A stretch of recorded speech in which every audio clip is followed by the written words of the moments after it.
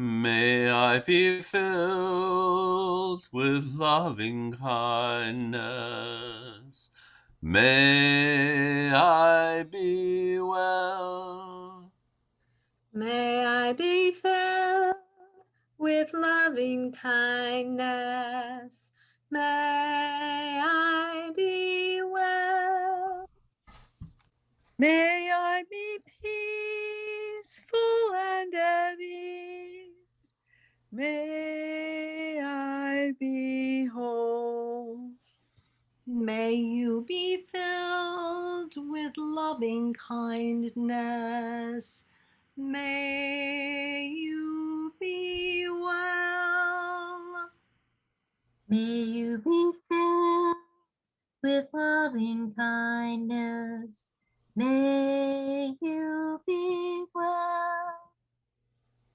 May you be peaceful and at ease. May you be whole. May they be filled with loving kindness. May they be well. May they be filled with loving kindness. May they be well. May they be peaceful and at ease. May they be whole. May all be filled with loving kindness. May all be well. May all be filled with loving kindness.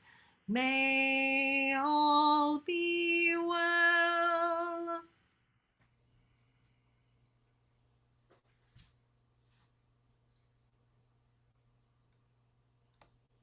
Sorry. May all be peaceful and at ease. May all be whole. May we be filled with loving kindness. May we be well. May we be filled with loving kindness. May we be well. May we be peaceful and at ease. May we be whole. May I be filled with loving kindness. May I be well. May I be filled with loving kindness. May I be well. May I be peaceful and at ease. May I be whole.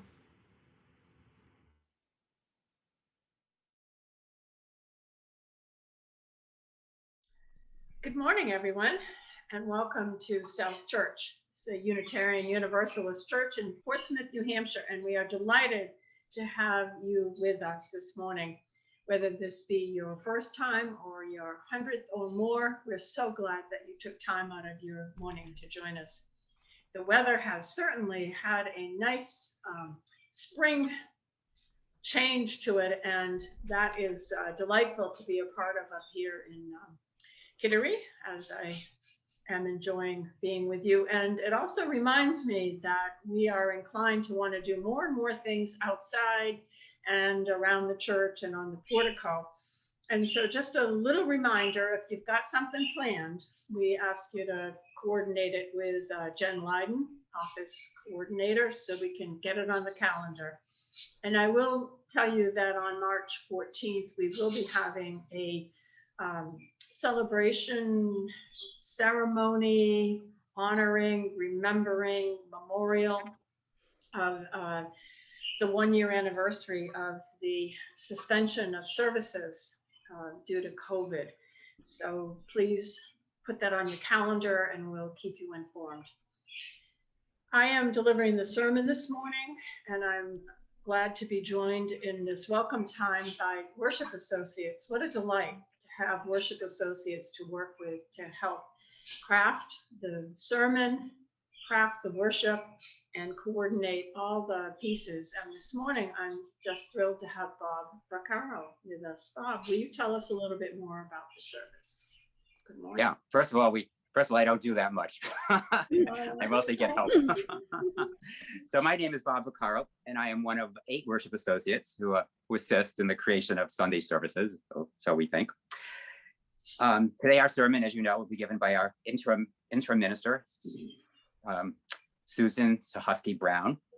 Our story for all ages will be given by Jen Del Deo, our religious education coordinator. Our announcements and our videographer will be Jen Ryden, our office administrator. And our behind the scenes producer is Kirsten Hunter, our director of Lifespan Ministry. Now, Joanne, you will tell us about the music. Yes, Thanks. I will, Bob. Thank you. I'm excited to continue the theme of beloved community. We're inviting in South Church folk, which is always fun. They'll be singing songs this morning with that theme. Susan Adams and I will be providing other worship music. So that's what's on today. Anything else, Bob? Well, I want to repeat the welcome, and I look forward to Susan's sermon. It's going to be about making a community and making caring real. Thank you for being here.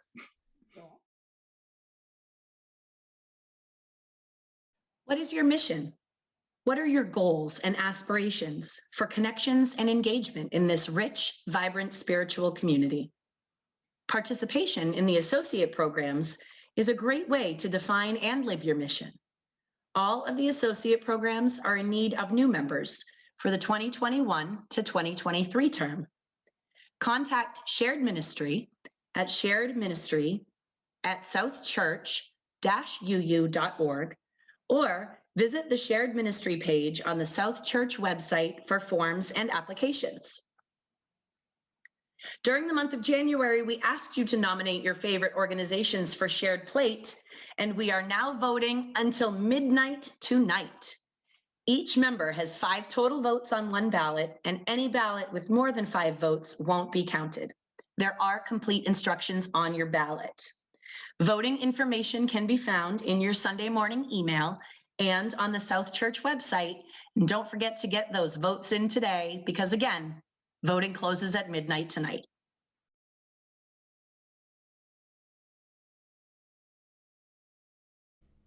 Round and round we turn, we hold each other's hands and weave ourselves in a circle. The time is gone, the dance goes on.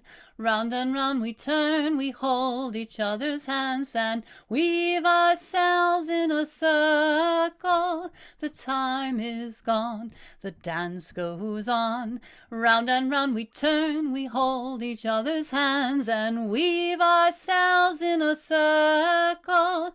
The time is gone, the dance goes on. For some 20 years now, I have been working at building a more caring community at 411, the name of my Portsmouth mansion turned apartment house turned intentional community. This work has always been rewarding, but also challenging. The most recent challenge has been gaining approvals from city inspectors and 3 land boards. This past Thursday, not only did we obtain final approval that we needed from the planning board, but also recognition for the overwhelming support we got and community support, and for creating a, quote, city jewel. This was a bit of an exaggeration, but after 2 months sweating city scrutiny, I didn't object. So what does this have to do with Martin Luther King and his beloved community? Well, in my first draft of these opening words, I vented on the suffering that preceded Thursday's vote. In that process, I stumbled on a quote from King that still amazes me. In an interview with Meet the Press, King said, "Unmerited suffering is redemptive." How can an extraordinary Black activist even think this? Black people were herded like cattle, ripped from their families and homelands, and made to suffer unspeakable torture and living conditions, all to make a white man's country prosper. And then 400 years later, Black people are still not appreciated for what they endured and contributed. If Martin Luther King can claim that unmerited suffering is redemptive, I propose that we might at least speculate on redemptive outcomes in our suffering. In the Buddhist tradition, suffering occurs when something is happening that we don't want to be happening.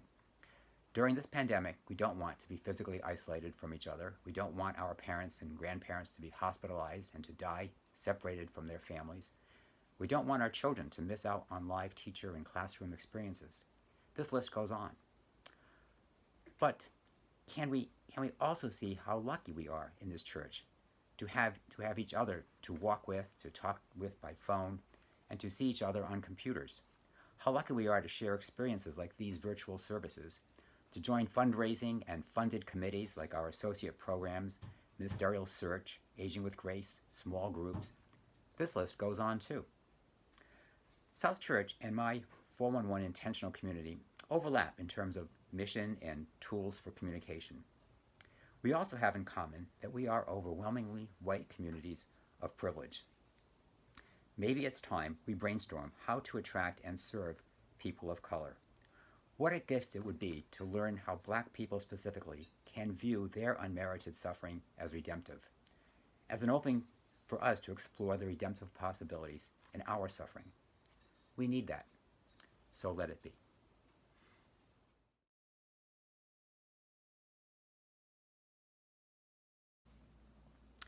As we light our chalice, I invite you to reflect on something else that Martin Luther King said. We must all learn to live together as brothers, or we will die together as fools. Please join me in reciting our mission statement. The words are displayed on your screen. At South Church, we nurture spiritual growth through worship, learning, and community. We celebrate the worth and dignity of all people, and we inspire one another to act on our faith in the larger community.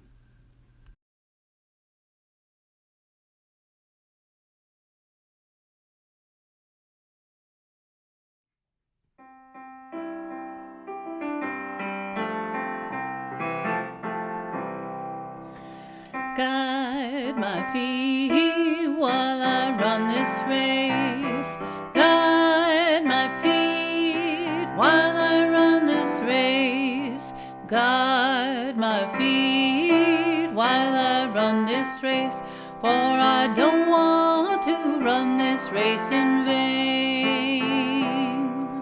Hold my hand while I run this race. Hold my hand while I run this race. Hold my hand while I run this race. For I don't want to run this race in vain. Stand by me while I run this race. Stand by me while I run this race. Stand by me while I run this race, for I don't want to run this race in vain.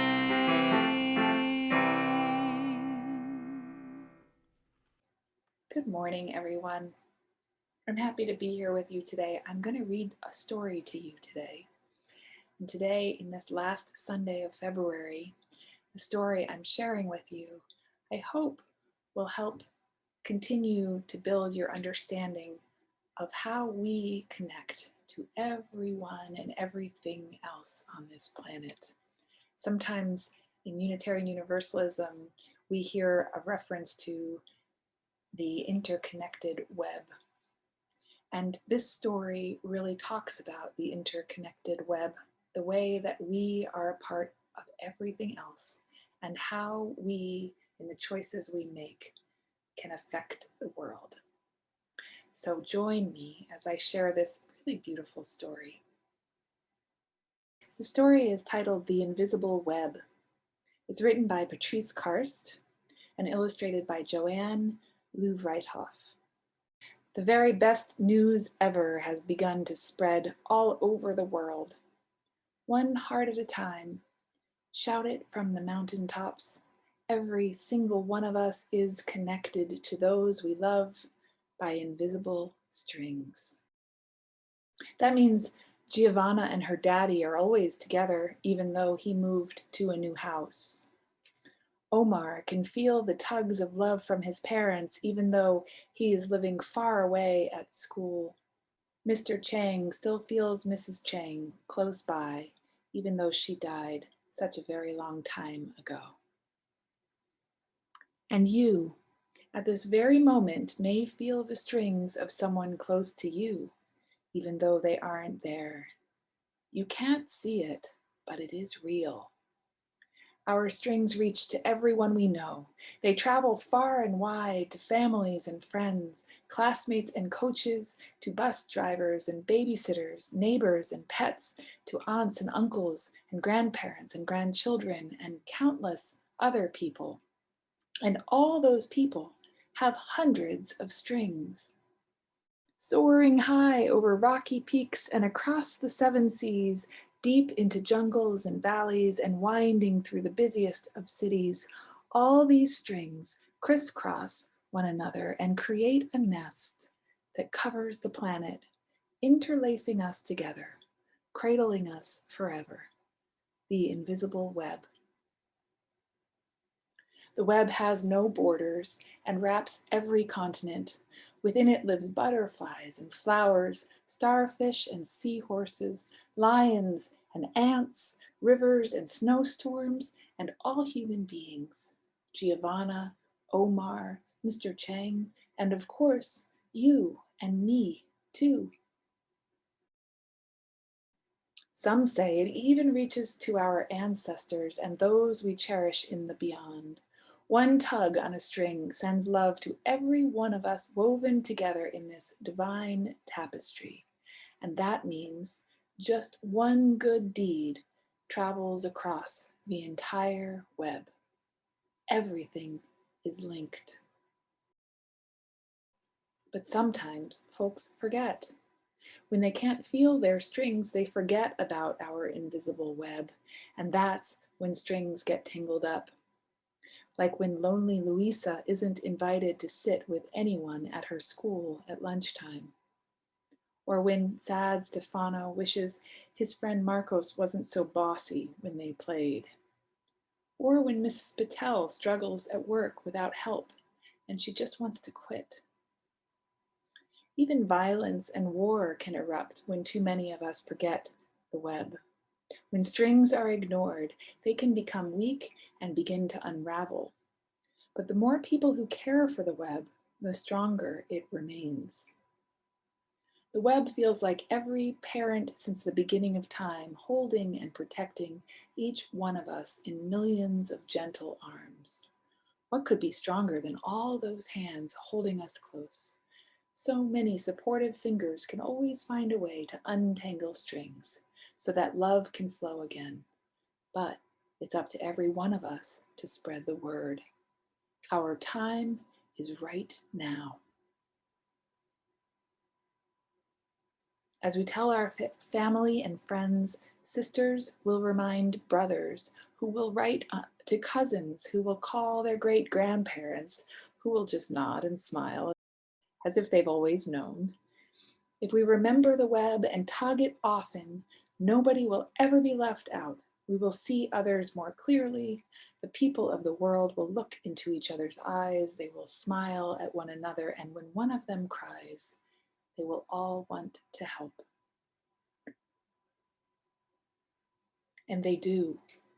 Someone helped Mrs. Patel at work and tells her what a great job she's doing. She remembers that she's important and feels happy. Marcos apologizes to Stefano, who forgives his friend, and they have even more fun playing. And Louisa feels warm and bubbly inside when a few of the kids in class ask her to join them under the banyan tree for lunch. She knows right then that the invisible web is real. After school, Louisa cries with joy as she strokes her cat, who purrs the news to the stars, and the stars whisper the secret to the clouds, who share it with the songbirds, who serenade the world with this exquisite melody of love at the start of each morning and all during the day, until, as their invisible web glitters in the magic of twilight, the owls take over and hoot the news throughout the night. The invisible web is alive. Its time is right now. It breathes as we breathe, pulsating all over the earth, the single heartbeat of life and love. And you know what? That makes all of us one very big family. And the author says, P.S. I just love being right here in the very middle of the invisible web with you. I do too. I love being right here in this invisible web near you. And I miss seeing some of you, and I love it when I get to catch a glimpse of some of you, as I have in the past few weeks. Let's think about that invisible web as we head off into our day today. Let's think about what good deeds we might do to help push a ripple of love out into the world. I'm going to try and feel it and see what I notice about your choices, and you do the same for me. Love you. We'll see you soon.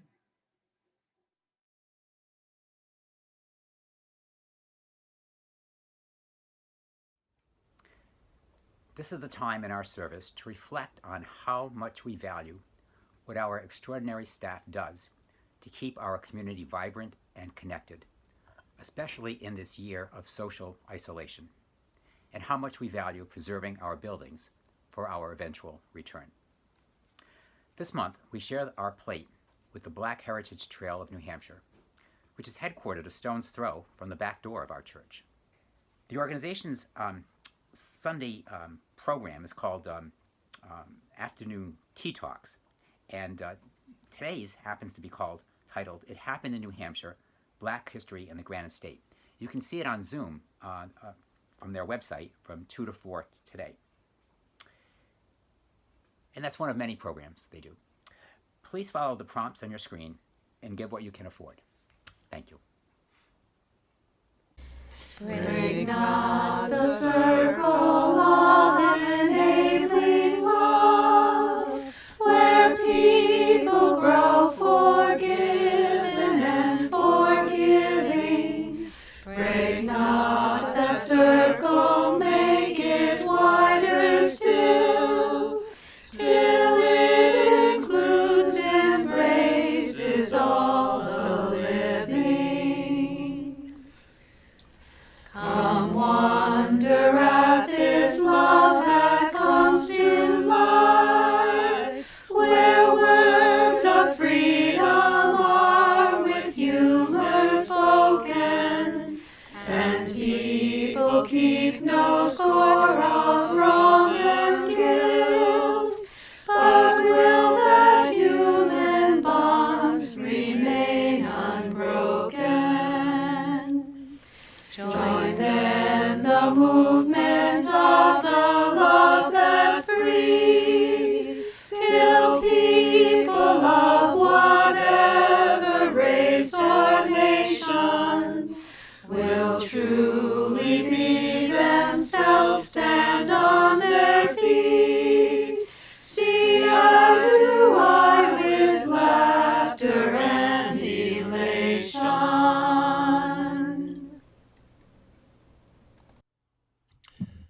Oh, we give thanks. Oh, we give thanks For this precious day, for this precious day. We're all gathered here. For all gathered here, and those far away, And those far away. For this time we share. For this time we share. With love and care. With love and care.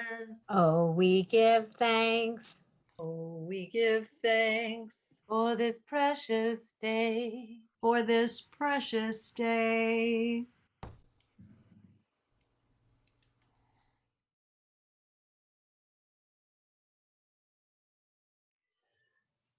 Let's be together in some silence and some prayerful words. Let us hold in our heart all those who have expressed concerns, cares, and troubles to us in this last week. To Myra and Arthur with your parents, and to the whole Eves family, may you know that you are held in love and care. To Dave Toot, whose mother recently died following an illness, we send you our sympathy, our condolences, and may memory sustain and support you. I would invite everyone to take a moment now to write any concerns or needs that you have in the chat box, and know that you are always held in care and in love. This morning, I'd like to share with you some words from the Reverend Forrest Church. He rewrote these words, which are commonly known as the Beatitudes.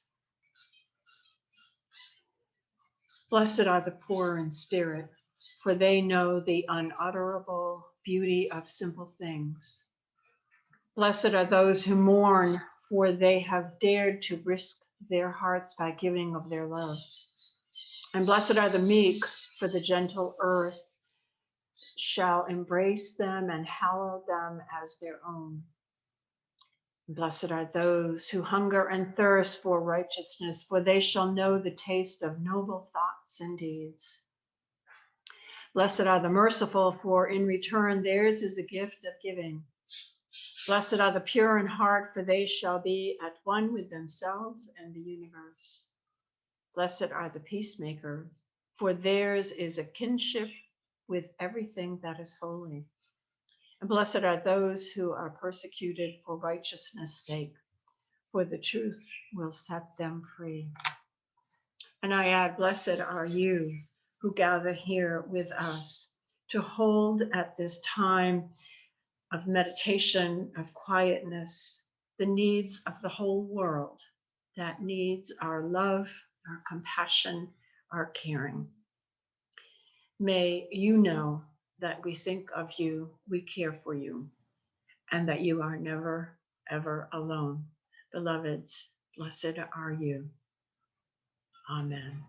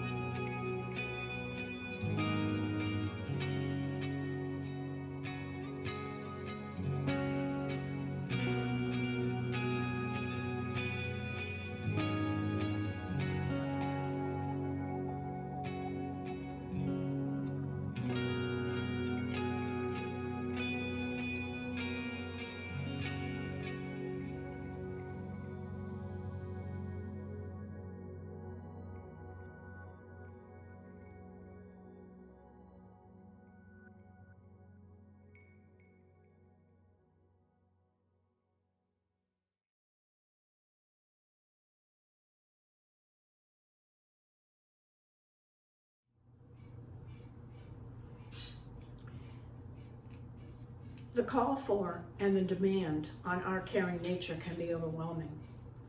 I bet you receive by mail or phone no less than 6 asks a week, probably right during dinner. I am sure that many of them appeal to your compassion, to your sensibilities, and to your call to be caring persons. Teresa of Avila said, God has no hands, feet, or voice except ours, and through these, God works. Now, as Unitarian Universalists, these sentiments have meaning, though we would, no doubt, interpret them differently. We get that there is not some deity moving people, events, hands, and feet around, controlling and directing this world or its inhabitants. Yet we get that it is by our individual and communal actions that caring becomes real. And at the same time, coming into a year of living in a COVID pandemic world, compassion fatigue is real. In fact, fatigue in general is all too real. The ongoingness of the pandemic living takes a tremendous amount of energy. Getting kids ready for school, whether it be at home or hybrid model, not seeing children, grandchildren, parents, friends, and church members, and watching the suffering and struggles is exacting a toll on our ability to stay connected. And without staying connected, well, for me anyways, I am at risk of losing compassion. And without compassion, there is no beloved community. And yet, after some restorative time or some bonding time, such as a walk at the Great Bay National Park with others, the ability to connect is once again renewed. Now, I think of compassion as a muscle that needs to be exercised and maintained. And I see that being done here at South Church. For example, offering quarantine housing for an immigrant who is at risk of being isolated and worse has happened not just once, but 3 times. And the number of you who volunteered not only at the church, but by staying in touch with our guests, that's impressive. I see it in our pastoral associates who have had to pivot in enormous ways during COVID world, but who each week check in to see who needs some caring made real. Phone call, a card, an email message, a compassionate care package, and the knitting ministry who keep us in prayer shawls and yearn for the day when they can place a shawl lovingly across the shoulders of a grieving friend. All these acts and hundreds more ways of giving time, energy, and attention demonstrate that we are attempting to build a loving community. Now, my parents were of the opinion that compassion was something that could be developed, and I was strongly encouraged to find some way to volunteer. I had entertained a fantasy of going into the healthcare field. In fact, I thought I might want to become a medical technologist and work with germs and bacteria and virus. So when the opportunity to become part of a pilot volunteer program as a candy striper came up, I applied and was accepted. I doubt this program even exists any longer, or maybe some of you even know what a candy striper was, but it was great. Now, the name Candy Striper came about because we wore pink and white striped pinafore aprons over white shirts and skirts. We were not allowed to wear pants. Our role was to go around to the patients, deliver mail, flowers, refill water pitchers, get extra pillows, bring mid-afternoon Jell-O or ice cream, plump a pillow, clean up a bedside space, do anything that we could to let that patient know that they were cared for and thought of. I loved this volunteer job. It helped me to build my compassion muscle. And it also let me know that the field of medicine was not quite my thing. However educational and exciting it was, my calling was elsewhere. But through opportunities like this, I came to learn a lot about what is called the theological theory of works as saving grace. During this past year, Alice O'Trainer discovered that South Church and First Church in Leominster, where I serve, shared a minister, the Reverend John Papandreou. While there, I came across a sermon in which John Papandreou proposed that the book of James is the Unitarian's true gospel.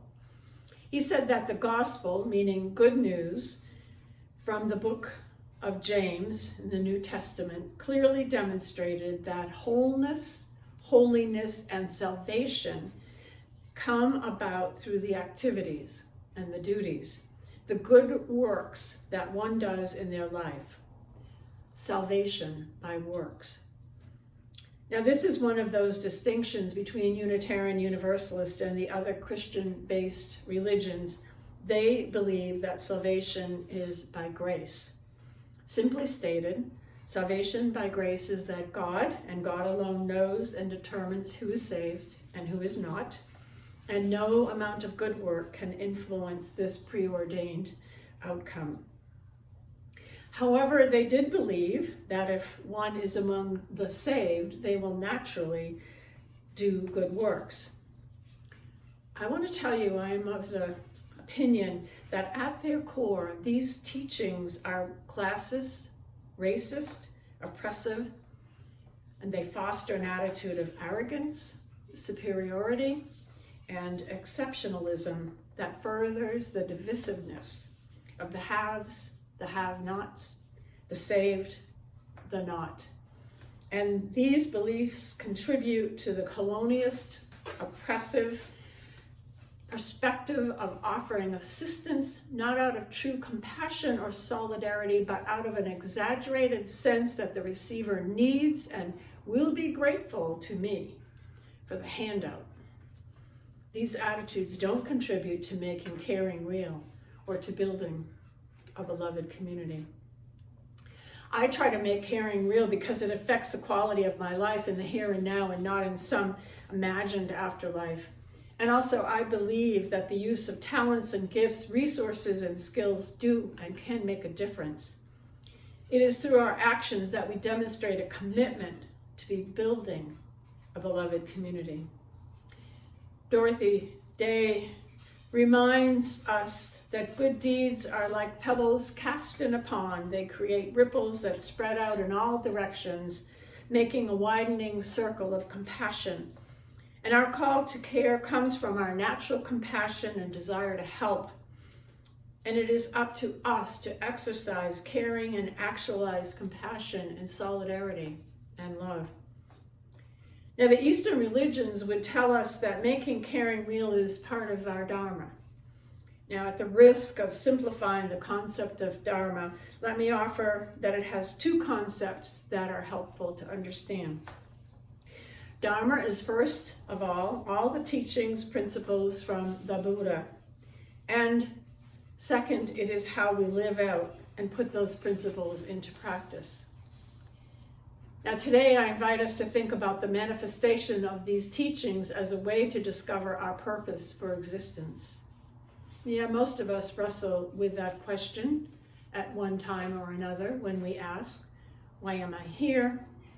What am I supposed to do with this wild and crazy life, and does it matter? Now I have come to understand that we and our purpose is to serve others by using all of our gifts, resources that we have and that we can develop, and as well to evolve in our own spirituality using gifts, skills, resources that we have and we can develop.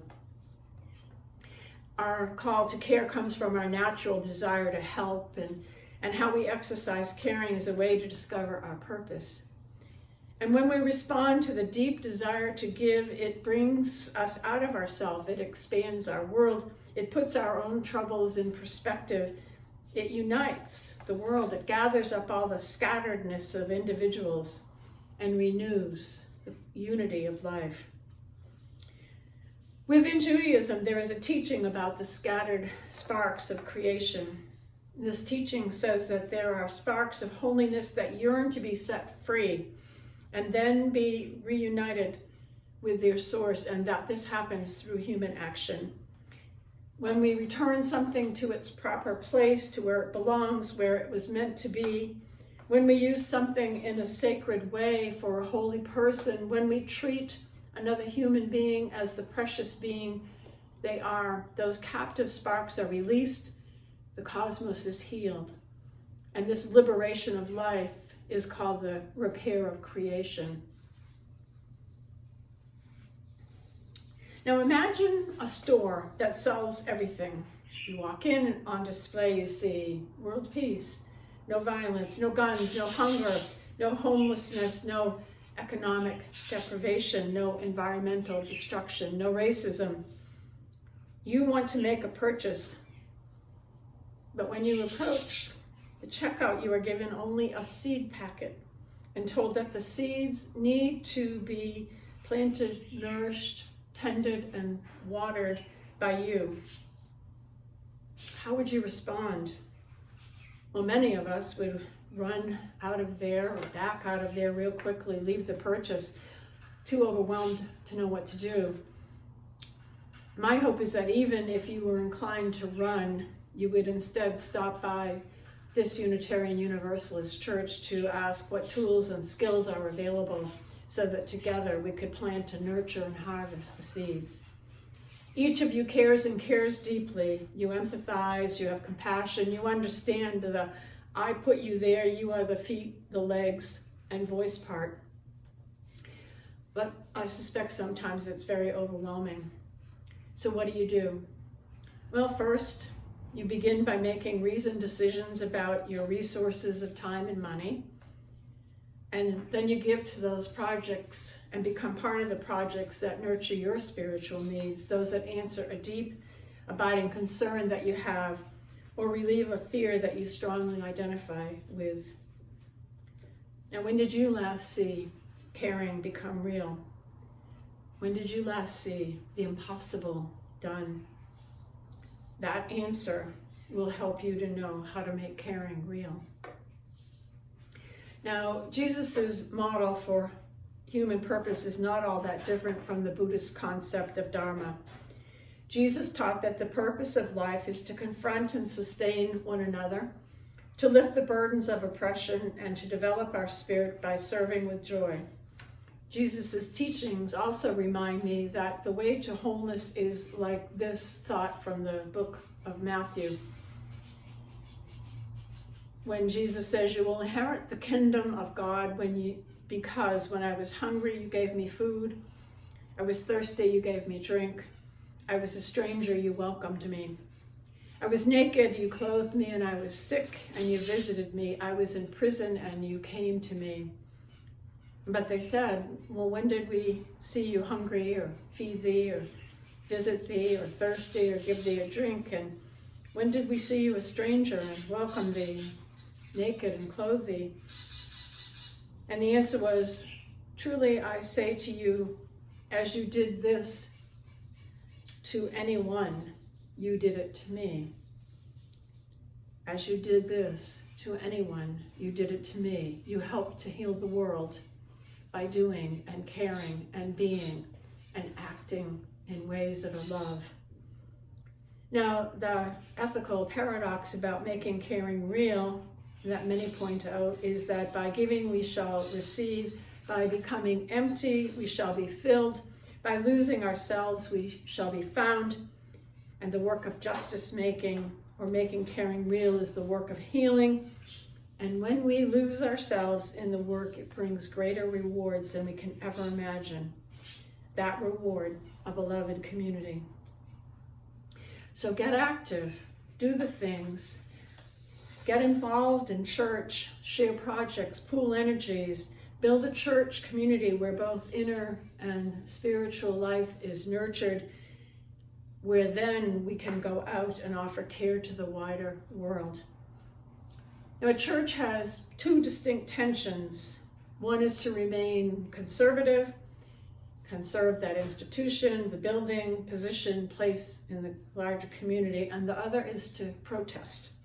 That's where the term Protestant comes from. It means to move, shake, modify, transform, confront the systems that may hinder the fullness of living. When caring becomes real within a religious framework, the ability to discern the timing of when to conserve and when to protest can become clear.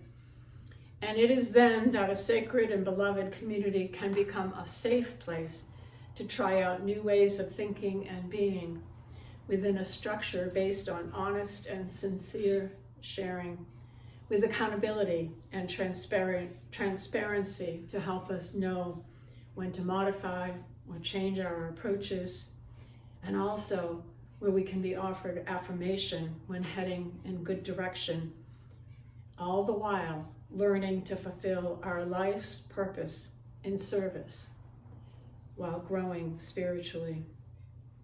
And when caring becomes real, we will know the full extent of our gifts, skills, strengths, and talents. And though we will bump up against our limitations and shortcomings and growing edges, we will become authentic, compassionate, loving persons.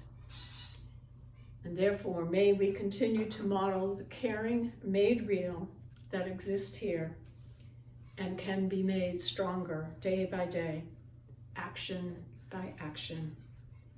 May it be so.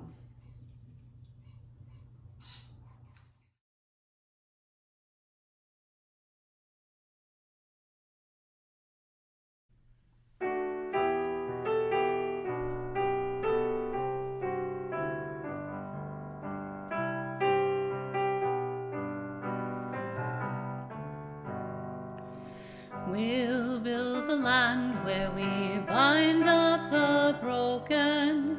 We'll build a land where the captives go free, where the oil of gladness dissolves all mourning. Oh, we'll build a promised land that can be. Come, build a land where sisters and brothers, anointed by God, may then create peace, where justice shall roll down like waters, and peace like an ever-flowing stream. We'll build a land where we bring the good tidings to all the afflicted and all those who mourn, and we'll give them garlands instead of ashes. Oh, we'll build a land where peace is born. Come, build a land where sisters and brothers, anointed by God, may then create peace, where justice shall roll down like waters, and peace like an ever-flowing stream. We'll be a land building up ancient cities, raising up devastations from old, restoring ruins of generations. Oh, we'll build a land of people so bold. Come, build a land where sisters and brothers, anointed by God, may then create peace, where justice shall roll down like waters, and peace like an ever-flowing stream.